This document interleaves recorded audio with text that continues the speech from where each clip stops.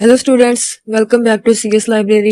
हम लोग पढ़ रहे हैं फर्स्ट ईयर कंप्यूटर साइंस का चैप्टर नंबर 7, जिसमें लास्ट वाले लेक्चर में हम लोगों ने देखा था digital citizenship and ethical considerations. ठीक है, डिजिटल सिटीजनशिप का मतलब क्या था कि किस तरह से रिस्पॉन्सिबली और एथिकली बिहेव करना। जब हम लोग टेक्नोलॉजीज का यूज कर रहे हो, स्मार्टफोन का यूज कर रहे हो, इंटरनेट का यूज कर रहे हो, तो हमें किस तरह से एथिकली बिहेव करना चाहिए। ठीक है, मतलब ये कि दूसरों की प्राइवेसी का किस तरह से ख्याल रखना चाहिए। ठीक है, इंफॉर्मेशन को किस तरह से स्प्रेड करना चाहिए, ये देखना चाहिए कि ये इन्फॉर्मेशन फेक है या रियल है। ठीक है, ये सब पॉइंट्स इसमें आते थे। इसमें हम लोगों ने 3 पॉइंट्स पढ़े थे। एक पढ़ा था रिस्पॉन्सिबल डिजिटल बिहेवियर, और दूसरा पढ़ा था ethical use of information, and third पढ़ा था साइबर सिक्योरिटी अवेयरनेस। ठीक है, 3 पढ़े थे और 2 रह गए थे। आज हम वो बाकी के 2 जो पॉइंट्स हैं उनको कवर करेंगे।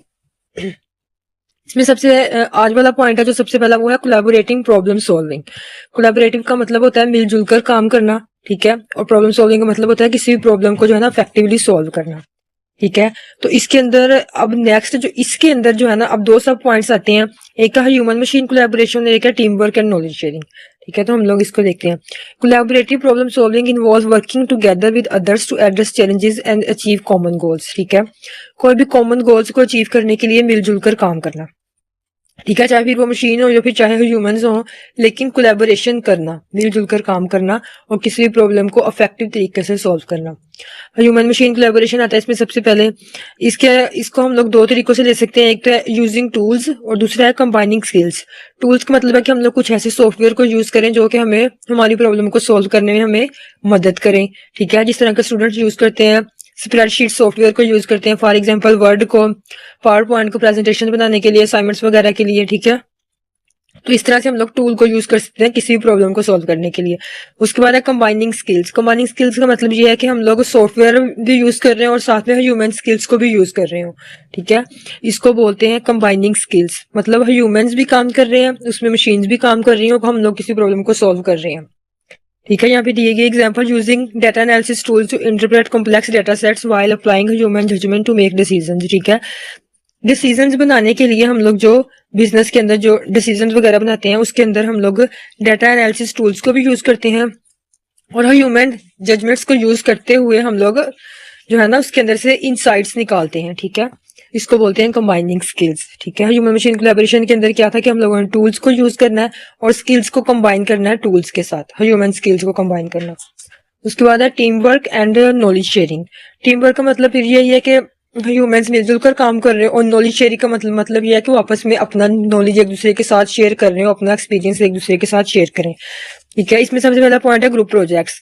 सबको मिलकर एक ही प्रोजेक्ट पर काम करना चाहिए। ठीक है, ग्रुप प्रोजेक्ट्स होने चाहिए जिसके अंदर 4 या 5 लोग या जितने भी लोग जो है ना मिलकर काम कर रहे हो और अपना एक्सपीरियंस एक दूसरे के साथ शेयर कर रहे हो। ठीक है, जब एक इंसानी दिमाग काम करता है तो उसकी जो एबिलिटी होती है वो एक अलग अलग चीज है, लेकिन जब 4 से 5 ब्रेन्स मिलकर काम करते हैं ना, वो फिर किसी भी चीज को जो है ना बहुत ऊपर तक लेके जा सकते हैं।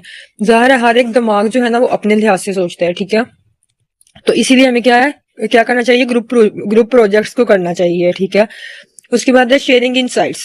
शेयरिंग इनसाइट्स का मतलब यह है कि हमें अपने आइडियाज को, अपनी नॉलेज को एक दूसरे के साथ एक्सचेंज करना चाहिए, शेयर करना चाहिए अपने एक्सपीरियंस को बढ़ाने के लिए। ठीक है, और हमें डिस्कशन करनी चाहिए एक दूसरे के साथ। इसको बोलते हैं शेयरिंग इनसाइट्स।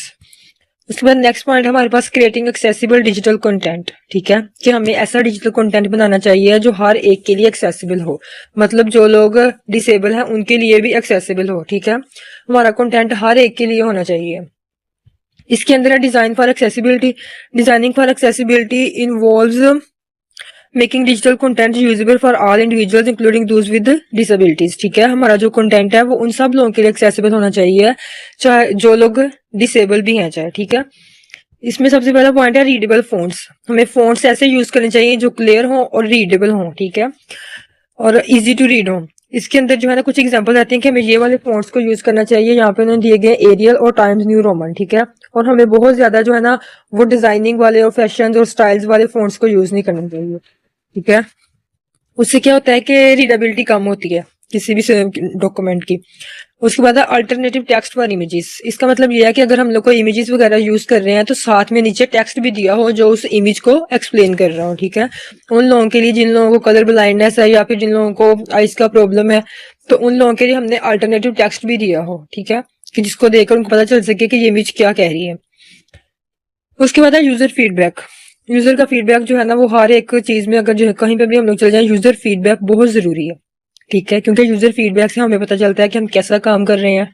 ठीक है, अगर बिजनेस में देखें तो हमें ये पता चलता है कि हमारी प्रोडक्ट्स वगैरह कैसी है, हमारी सर्विसेज कैसी हैं यूजर फीडबैक से। ठीक है, तो यूजर से फीडबैक लेने के यहाँ पे दो तरीके उन लोगों ने बताए हुए हैं, सर्वेज एंड फॉर्म्स। सर्वेज आप लोगों ने कंडक्ट करना, ठीक है, ऑनलाइन सर्वेज भी करना, ऑफलाइन सर्वेज वगैरह करना, फॉर्म्स वगैरह हो ऑनलाइन, जो कि जिससे लोगों से आप लोग जो है ना उनकी राय ले रहे हो, उनका फीडबैक ले रहे हो, और लोग आए और उन ऑनलाइन सर्विस को, उन फॉर्म्स को जो है फिल करें और आपको पता चले और आपको इस चीज के बारे में फीडबैक दें। ठीक है, और आप अपनी इस चीज को इम्प्रूव कर सकें। फॉर एग्जाम्पल उन्होंने यहाँ पे दिया हुआ है कि अगर आप कोई वेबसाइट बना रहे हो तो आप उसका सर्वे करवाओ। ठीक है, और लोगों से पूछो कि आपकी ये वेबसाइट कैसी है या इस वेबसाइट के अंदर मजीद क्या इंप्रूवमेंट्स होनी चाहिए। ठीक है, उसके बाद है डायरेक्ट कम्युनिकेशन। डायरेक्ट कम्युनिकेशन का मतलब है कि आप डायरेक्टली यूजर्स के साथ बात कर रहे हो। ठीक है, उनके साथ डायरेक्टली डिस्कशन के अंदर इंगेज हो। ठीक है, तो इसको ये थे हमारे कुछ पॉइंट्स। ठीक है, जिसके अंदर आज ही हमारा कंप्लीट हो गया topic digital citizenship and ethical considerations. ठीक है, अगर आज का लेक्चर आपको अच्छा लगा हो तो हमारे चैनल को लाइक शेयर और सब्सक्राइब जरूर करें। Keep learning, keep growing. Thank you.